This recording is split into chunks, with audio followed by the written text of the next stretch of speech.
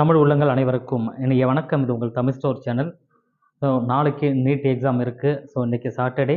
So Sunday உங்களுக்கு மதியம் 2 மணிக்கு நீட் எக்ஸாம். எல்லாருமே ரொம்ப அக்ரெசிவாக படிச்சுட்ருப்பீங்க. நிறைய பேர் கமெண்ட்டில் சொல்லியிருக்கீங்க, சார் ரொம்ப பயமாக இருக்குது, நான் என்ன செய்கிறது, என்ன படிக்கலாமா படிக்கக்கூடாதான்னு ஒரு நர்வஸாகவே இருக்குது நமக்கு அப்படின்னு சொல்கிறீங்க. பட் என்னென்னா, ஸோ பயம் அப்படின்றது எல்லாருக்கும் இருக்கத்தான் செய்யும். பட் அதே நேரத்தில் இது ஒரு போட்டித் தேர்வு அப்படின்றதுனால ஸோ அதை பற்றி நீங்கள் ஒரே பண்ணாதீங்க. ஏன்னா இத்தனை மாதம் வந்து கிட்டத்தட்ட நீங்கள் இப்போ நிறைய படிச்சிருப்பீங்க, நிறைய ப்ராக்டிஸ் பண்ணியிருப்பீங்க. ஸோ அதற்குரிய பலன் அப்படின்றது நிச்சயமாக உங்களுக்கு கிடைக்கும். நீங்கள் செய்ய வேண்டியது எல்லாமே என்ன அப்படின்னா, நம்ம சாட்டர்டே ஆன இன்னைக்கு ஒரு ஆஃப் டே மட்டும் பிளான் பண்ணுங்கள். அல்லது வந்து ஈவினிங் ஒரு 3 o'clock 4 o'clock வரைக்கும் நீங்கள் படிங்க. ஸோ அதுக்கு மேலே மேக்ஸிமம் எதுவுமே படிக்க தேவையில்லை. ஸோ என்ன காரணம் அப்படின்னா, நீங்கள் காலையிலேருந்து, அதாவது இன்னைக்கு காலையிலேருந்து சனிக்கிழமை இன்னைக்கு காலையிலேருந்து ஈவினிங் ஒரு 4 மணி 3 மணி வரைக்கும் படிச்சிங்க, இல்லை ஈவன் ஒரு 6 மணிக்கு கூட படிங்க, தவறு கிடையாது. இந்த படிக்கிறது அப்படின்றது, நான் இந்த ஒன் டேயில் நீங்கள் படிக்கிற விஷயங்கள் எல்லா சப்ஜெக்ட்டுமே உங்களால் ரிவைஸ் பண்ண முடியாது. பட் அதனால் என்ன பண்ணணும்னா, என்சிஆர்டி டெக்ஸ்ட் புக்கை வச்சுட்டு கோத்ரூ பண்ணுங்கள், அவ்வளோதான்.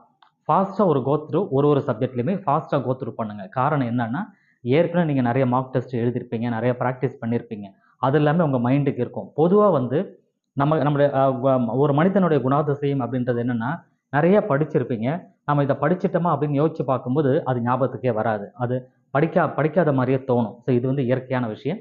ஆனால் அங்கே கொஸ்டின் பேப்பரை நமக்கு பார்க்கும்பொழுது அது ஆட்டோமேட்டிக்காக ஈஸியாக நம்ம மைண்டுக்கு வரும். ஸோ அதை பற்றி நீங்கள் ஒரி பண்ண தேவையில்லை. ஸோ அதனால் இன்றைக்கி ஒரு நாள் வந்து ஈவினிங் வரைக்கும் நீங்கள் படிங்க, தப்பு கிடையாது. சண்டே மார்னிங்லேருந்து எந்த ஒரு படிக்கிற வேலையுமே வச்சுக்கக்கூடாது. மதியம் 2 மணிக்கு நீங்கள் எக்ஸாமுக்கு போக போகிறீங்க. மார்னிங்லேருந்து அதற்குண்டான ப்ரிப்பரேஷன் மட்டும் பார்த்துக்கோங்க. எந்த ட்ரெஸ்ஸு போடணும், ஸோ எந்த மாதிரி நம்ம போகணும், எந்த நேரத்துக்குள்ளே அங்கே போகணும், எந்த பஸ்ஸில் போகலாமா 2 வீலரில் போகலாமான்றதெல்லாம் பார்த்துட்டு அதற்கு உண்டான ப்ரிப்பரேஷனில் மட்டும்தான் நீங்கள் இருக்கணும். அது லோக்கலில் இருந்தீங்க அப்படின்னா. அதுவே வந்து இன்னும் சில பேர் வந்து பஸ்ஸு ஏறி நீங்கள் ஒரு 2 hours 3 hours ட்ராவல் பண்ணி போகிற இடமா இருந்ததுன்னா, சாட்டர்டே நைட்டே நீங்கள் போயிட்டு, அதாவது இன்றைக்கி நைட்டே போயிட்டு நீங்கள் அங்கே ஸ்டே பண்ணிவிட்டு மார்னிங்கில் வந்து உங்களுடைய எக்ஸாம் சென்டருக்கு போகிறது ரொம்பவே நல்லது. ஸோ இந்த விஷயத்தை மனசில் வச்சுக்கோங்க. இது எதுக்காக நான் சொல்கிறேன்னா, ஸோ பேரண்ட்டும் கவனிக்கணும். தூரமாக இருக்கிறவங்களுக்கு அவங்களுக்கு சிரமம் இல்லாமல் போகணும், டென்ஷன் இல்லாமல் போகணும். டென்ஷன் இல்லாமல் மாணவர்கள் வந்து ஃப்ரீயாக போய் அங்கே ஹாலில் உட்காந்தா தான் அவங்க மைண்டு ஃப்ரீயாக இருக்கும், எக்ஸாமுக்கு நல்லா எழுதுவாங்க. ஸோ ஒரு பரபரப்புலேயே போயிட்டு, ஒரு டென்ஷன்லேயே போயிட்டு எக்ஸாமில் உட்காந்தாங்கன்னா, படித்த விஷயங்களை அந்த பரபரப்புலேயே தவறாக செய்கிறதுக்குண்டான வாய்ப்புகள் உண்டு.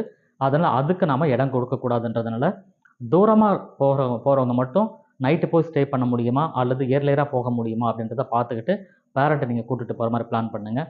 ஸோ லோக்கலாக இருந்ததுன்னு சொன்னால் அதற்கு தகுந்த மாதிரி 1 hour முன்னாடியே நீங்கள் அங்கே போய் இருக்கிற மாதிரி பிளான் பண்ணிக்கோங்க. அது 2 வீலராக இருந்தாலும், எய்தர் பஸ்ஸாக இருந்தாலும், எப்படியா இருந்தாலும் நீங்கள் அதை வந்து கரெக்டாக பிளான் பண்ணுங்கள். ஸோ இது ஒரு முக்கியமான விஷயம். எக்ஸாம் நேரத்தில் மாணவர்கள் நீங்கள் உங்களுடைய ஓஎம்ஆர் ஷீட்டை கையில் வச்சுட்டு நீங்கள் ஆன்சரை நீங்கள் மார்க் பண்ணும்பொழுது கவனமாக தெளிவாக கொஸ்டின் பேப்பரை 1 தடவை 2 தடவை ரீட் அவுட் பண்ணிவிட்டு எக்ஸாமை எழுதுங்க. ஸோ எந்த காரணத்தை கொண்டு வந்து அவசரப்பட்டு நீங்கள் இது பண்ணாதீங்க, ஷேட் பண்ணாதீங்க. உங்களுக்கு டவுட்டாக இருக்குது அப்படின்னு சொன்னால் அதை ஷேட் பண்ணாமல் விட்டுறது நல்லது. கன்ஃபார்மாக இதுக்கு ஆன்சர் தெரியும்னா ஷேட் பண்ணுங்கள். டவுட்டாக இருந்ததுன்னா ஒமிட் பண்ணிவிடுங்க. ஷேட் பண்ணாமல் விடுறது தான் ரொம்பவே நல்லது. ஸோ முக்கியமாக சனிக்கிழமை இன்றைக்கி நீங்கள் படிச்சுட்டு சண்டே பெரும்பாலும் எதுவுமே நீங்கள் படிக்காமல் உங்கள் மைண்டை ஃப்ரீயாக விடுங்க.